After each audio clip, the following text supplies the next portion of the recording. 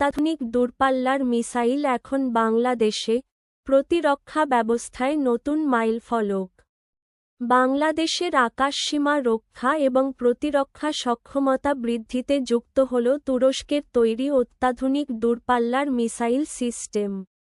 12ই মে 2026 তারিখে আনুষ্ঠানিকভাবে এই মিসাইল সিস্টেমের প্রথম চালানটি বাংলাদেশে এসে পৌঁছেছে। এই অর্জনকে দেশের সামরিক ইতিহাসে একটি বড় সাফল্য হিসেবে দেখা হচ্ছে। তুরস্কের সঙ্গে দীর্ঘমেয়াদী প্রতিরক্ষা চুক্তির অংশ হিসেবে এই সিস্টেমটি সংগ্রহ করা হয়েছে।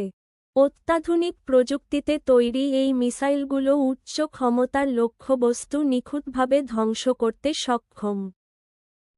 সিস্টেমটির মূল বৈশিষ্ট্যের মধ্যে রয়েছে দীর্ঘ দূরত্বের লক্ষ্যবস্তুকে নির্ভুলভাবে আঘাত হানার সক্ষমতা, শক্তিশালী রাডার সিস্টেমের মাধ্যমে শত্রু বিমান বা মিসাইল অনেক দূর থেকেই শনাক্ত করার প্রযুক্তি এবং লরি বা বিশেষ যানবাহনের মাধ্যমে দ্রুত এক স্থান থেকে অন্য স্থানে স্থানান্তরের সুবিধা।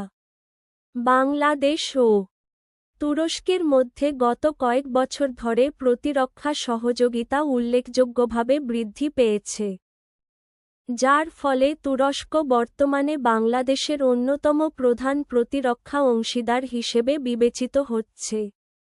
এই মিসাইল সিস্টেম যুক্ত হওয়ার মাধ্যমে দুই দেশের কৌশলগত সম্পর্ক আরও সুদৃঢ় হয়েছে এবং বাংলাদেশের আকাশ প্রতিরক্ষা সক্ষমতা নতুন মাত্রা পেয়েছে।